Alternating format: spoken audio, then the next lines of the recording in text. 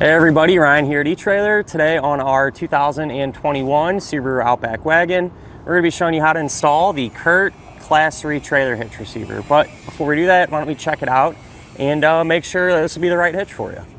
So when it comes to a Subaru, people use these to do pretty much everything. I see them all the time with accessories on them, like a bike rack or a cargo carrier. And on the same note, I see people using them to pull some trailers around, campers, kayak trailers, and just about everything in between. So if it were me and I had an Outback and I was wanting to put a trailer hitch on it, I would want something that would be really versatile and handle just about anything that I want to throw at it. And with a setup like this one here, that's going to allow us to do just that. Before we get any further, I do just kind of want to address some of the common questions that we get asked quite a bit. And probably the main one being, is this hitch going to work with all the different types of models of Outback wagons? And the answer is yes. From your base model up to the fully loaded model, the Outback Wilderness, and everything in between, it is designed to work with all of them. So regardless of what one you have, it is going to work and you won't run into any issues there. You had several people asking about the backup sensors too, and that's because the hitch is going to sit here in this area behind your fascia. People wondering if those are going to be affected at all. The answer is no. They're still going to operate just like they would without a hitch, and not, it's not going to mess anything up or anything along those lines. So just want to address those really quick, and if that's what you were wondering, hopefully I answered your question. But with that said, moving kind of back to the hitch, there's several of hitches available for the Outback wagon, and where this one kind of shines, at least in my opinion, is the way it's going to look. So it's going to be completely hidden for the most part. You are going to be able to see the receiver tube opening, but not really a big deal. It kind of matches the look of the Outback, at least in my opinion. And another thing that I personally like about it is the clearance that it's going to give us. And that's because if you were to use a folding type of accessory or something along those lines, you're going to want to be able to keep it upright, not have to worry about it hitting your bumper. And because where the end of the hitch is going to sit, we really shouldn't have to worry about any of that. It's going to sit pretty much just about flush and give us all that space we need to be able to do that type of thing, fold that accessory up and not worry about it hitting the back of our Subaru. With this being a Class 3 hitch, it is going to have that 2" by 2" receiver tube opening, super common size, ton of different things will work for it. If you happen to have maybe, let's say, an older accessory or something that uses a smaller 1¼ by 1¼ shank, this hitch will still work. You could always pick up an adapter like this one here, like our customer's doing today, where you can slide that in and then it'll turn it into that smaller opening, so you can still use that bike rack or whatever you got if you don't want to change bike racks. So that's always an option for you. Just figured I'd throw it out there since we have it on hand today, and that's what our guy is using it for. With that said though, the hitch is going to have that standard 5/8 pinhole, and a pin and clip does not come included. If you need one though, not really a big deal. You can always grab one right here at eTrailer.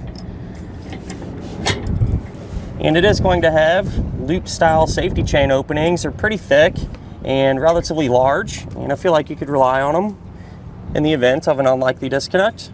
And they're going to allow you to use just about any size hook that your trailer might have. As far as the hitch's weight capacities go, they're going to be pretty good.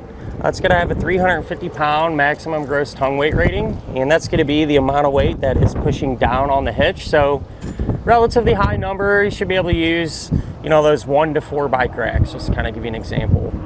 As far as the hitch's maximum gross trailer weight rating goes, that's going to be 3,500 pounds, and that's going to be the amount of weight that is pulling on the hitch. So the weight of your trailer plus anything that you might have on it. I do always like to suggest, though, it's never a bad idea just to grab your Subaru's owner's manual. That way you can make sure your Outback can pull that much weight safely. And with all that said, if you are going to be pulling a trailer around, you want the lights to work on it. That way people know what's going on and you'll be safe and legal. And to accomplish that, you can always grab some trailer wiring. So now what we can do is just grab a couple of measurements, and these are going to help you figure out what hitch mounted accessories to get. So if we go from the ground to the top inside edge of the receiver tube opening, that's going to be right at about 16.5 inches. And essentially what that means, if you plan on pulling a trailer, you can probably get away with using a ball mount that has a straight shank. If we go from the center of the hitch pin hole to the very edge of our bumper, that's going to be about 2.5 inches. And we kind of talked about this earlier, but you can use that measurement to figure out exactly if any of those folding accessories you have can be stored in that upright position without hitting the back of your Subaru. I do just want to do kind of a quick comparison compared to some of the other hitches. And honestly, it's kind of tough because I kind of mentioned it before, there's a lot of different hitch options available for this one. And I've done several of them, and all the ones that are concealed, like this one here, are all really similar. You know, very similar in weights, the way they're going to look, clearance, and everything else. So it's really hard for me to say, you know, if I'd favor one over the other with flying colors. You know what I mean? They're all going to work really well and look nice.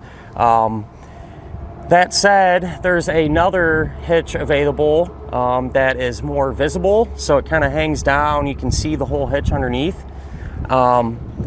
If really with that one, I would go with it if I was planning on doing quite a bit of towing, some heavier trailers quite often. And I say it because it has some higher weight capacities, so it might, you know, give you a little more confidence, put your mind at ease there. But if I was really just going to be doing some, you know, medium towing and primarily using accessories, I think any of the concealed type ones would be the way to go. And that's really because they sit up higher off the ground, so you're going to have better clearance, you know, and they're also going to sit flush to the bumper like we talked about, so you have that folding clearance. That one that is visible hangs down a little bit further and sits further back, so you're going to lose some of those benefits there. So really just depends on what you're going to do and you know, what one you like the best, the appearance and everything else. But other than that, at the end of the day, a nice setup. You know, having this back here is really going to open up your opportunities on what you can actually use your Subaru for. With that said, as far as getting this installed, it's really not too bad at all, actually. You do have to remove your bumper cover here, but Subaru makes it super easy. You take out a handful of plastic fasteners along the bottom, a couple more by your wheel wells, and this literally just kind of pops off. It's really easy. Then the hitch essentially just kind of bolts up in place and put everything back together. So as long as you take your time, you really shouldn't run into too many issues or come across too many snags. But speaking of that, if you want to see how that's done, feel free to hang around. We'll go ahead, pull into the garage, and put the hitch on together now. To begin our installation, we're going to be here underneath the back of our Subaru, and we are going to have to remove our rear fascia. That way we can get the hitch on. Not really a big deal, only a handful of fasteners we need to take off. We're going to first start with the plastic push pin ones that kind of wrap all the way around. There will be a total of 7. If your vehicle has mud flaps, you'll have to pop them off. I think there's 2 or 3 plastic fasteners holding them on, just like the ones you're getting ready to take off. But with that said, to get them out, you take a flathead screwdriver, kind of pry down on the head of it and pop it out.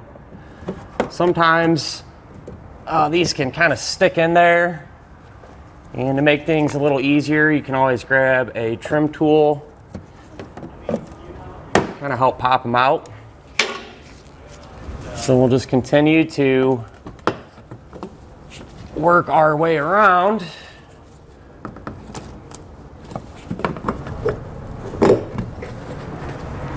So once you have the bottom fasteners removed, you can come here to your rear wheel well, and this push pin fastener here at the top, like where your fascia and quarter panel meet, we need to pull that out. And these are set up a little bit different. You can take a flathead, you push down on the center of the fastener, it'll kind of pop in, and then you're able to pry behind it and get it removed. And from this point on, I do want to mention, anything we do to one side of the vehicle, you're also going to do to the other side, because it'll be set up the same way. Now we can get ready to remove the bumper cover. You do need to open up your rear hatch, and what I did is just put some painter's tape along the seams here. That way when we pull this off, you don't have to worry about accidentally scratching the paint or anything. So now with the next set of hands, what you can do is start at this wheel well, and you're just going to carefully kind of pry this out. It's going to unsnap. Just take your time. Thankfully, these Subarus come apart pretty easy. So we're just going to work our way up to the tail light and all the way around here.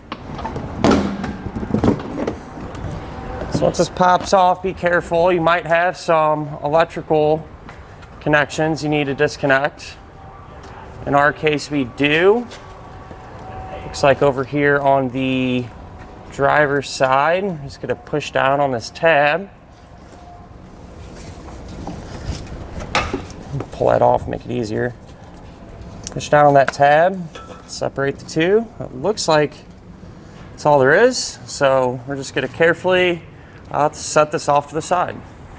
So over on the passenger side, we're going to have this sensor here we need to remove from our bumper beam. So this trim tool or screwdriver, and pry underneath it. Let's push it off to the side for now. And then we're going to have some hardware that we need to pull out to get our bumper beam off. So there will be 3 total on each side, 2 up top, 1 on the bottom. Take a 14mm socket. Pull those out.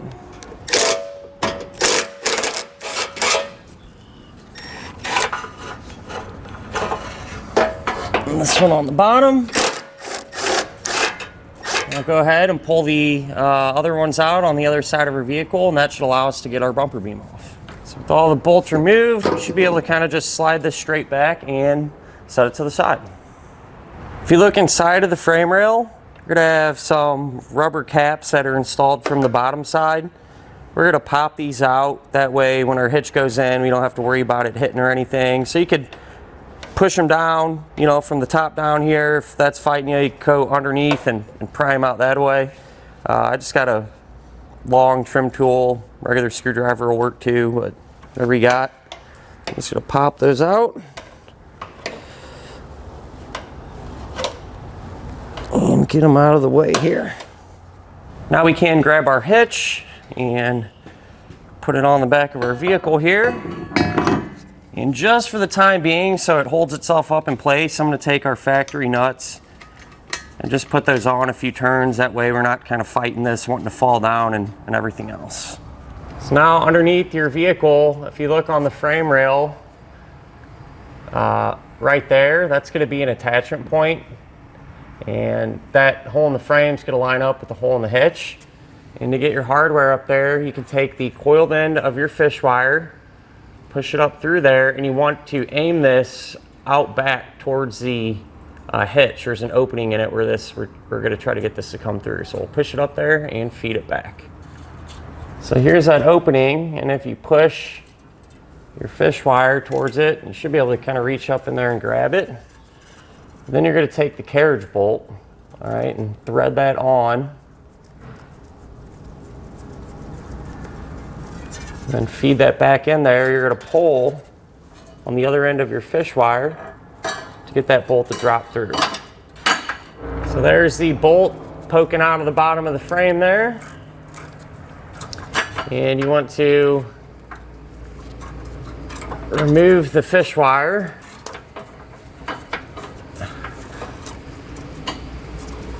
Which in this case, I'm just going to pull it right off. I already did the other side. If you still need to do the other side, you want to make sure to be careful and unthread this because you'll use it over there. But since ours is done, I'll just get that out of the way.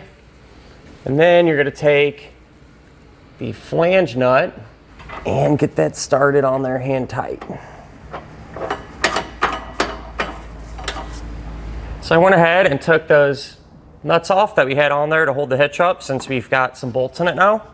And the bumper beam is going to slide back into position. For these 2 attachment points, you're going to use the hardware that comes with the hitch. It'll be a bolt and a conical tooth washer. Make sure the teeth on the washer are going to face this way towards the hitch. And for this stud, once the bumper beam's on, you're just going to replace that factory nut. So gonna hold this up, get it lined up, and get all that hardware started hand tight.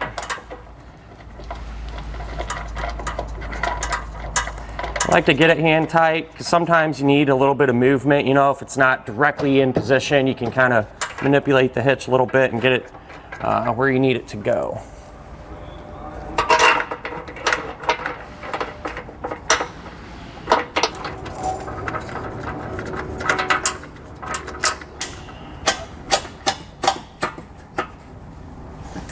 So once all the hardware is in place and hand tight, we can snug it down. I like to start with the hardware that's here at the back first. The new bolts, you're going to use a 17mm socket.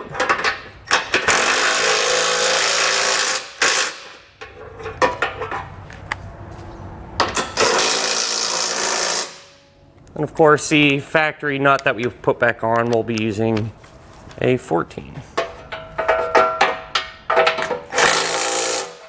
For the hardware down here, I'm going to use an 11/16 size socket, and with a power tool like this, I put on a swivel end so this can kind of move around any direction you want it to. There's kind of a pointer there. We'll go ahead and run this down as well. With everything snug now, we need to make sure to come back with the torque wrench and tighten down all the hardware to the amount specified in the instructions. If you don't have a torque wrench, you can always grab one here at eTrailer, or a lot of times you go to your local auto parts store. They'll have one there available that you can rent. Now we can come over here to our fascia and get it trimmed out, because we do need to remove a little bit of material so it'll clear the hitch. There is a diagram and instructions which you can follow, and that's what I did. Just kind of drew out a template. It's pretty thin plastic. I think I'm just going to use a pair of snips to cut this out. Can use a Dremel tool. You know, I might use a kind of variety of different things here to make these cuts, but that said, we'll go ahead and get started and get this trimmed out.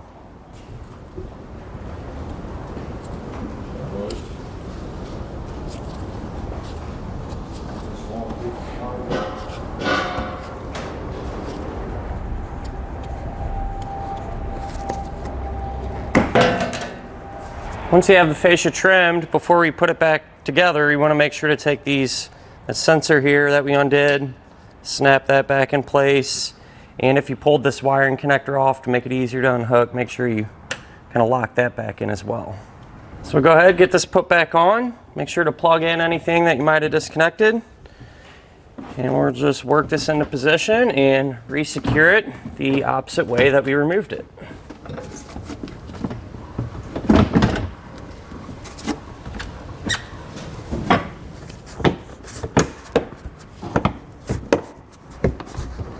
And that'll finish up our look at and our installation of the CURT Class 3 trailer hitch receiver on our 2021 Subaru Outback Wagon.